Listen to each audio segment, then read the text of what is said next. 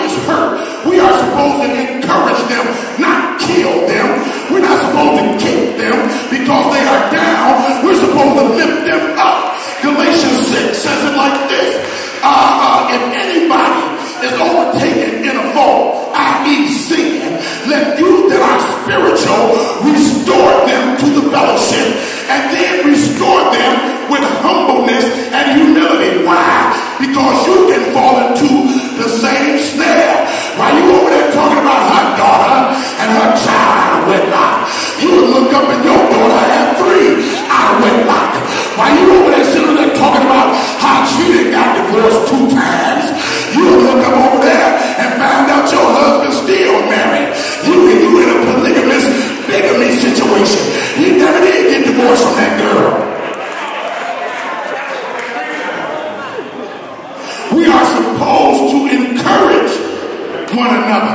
We are supposed to love agape one another. But we have this destructive thing going on. And let me put this on, because you need to catch this. Jesus always hung around sinners, didn't he? You remember they asked him one time, they asked the disciples, they said, why does your master eat with publicans and sinners? Jesus knew what they were saying. He heard them in his heart.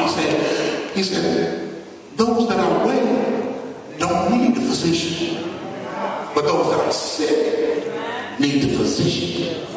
Jesus was always hanging out with the sinner because he loves the sinner, but he hates the sinner. So the people that we are avoiding are not the people, Brother Hamlin, that we should avoid. Now there are people that we should avoid, but it's not the folk that ain't in the church. We need to be a light to them. We need to share the good news with them because God loves them just like he loves you. He loves the sinner, but he hates the sin. I gotta show you exactly who you are to avoid. Write this down. Romans chapter 16, verse 17. And there's about 10 more to go with it, but I just picked this one.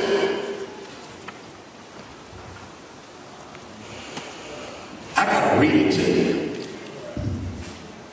I could paraphrase it. I can't quote it directly, but I need to read it to you. Romans 16, 17 says this. Now I urge you, brethren, take note of those who cause divisions and offenses contrary to the doctrine which you have learned, and avoid them.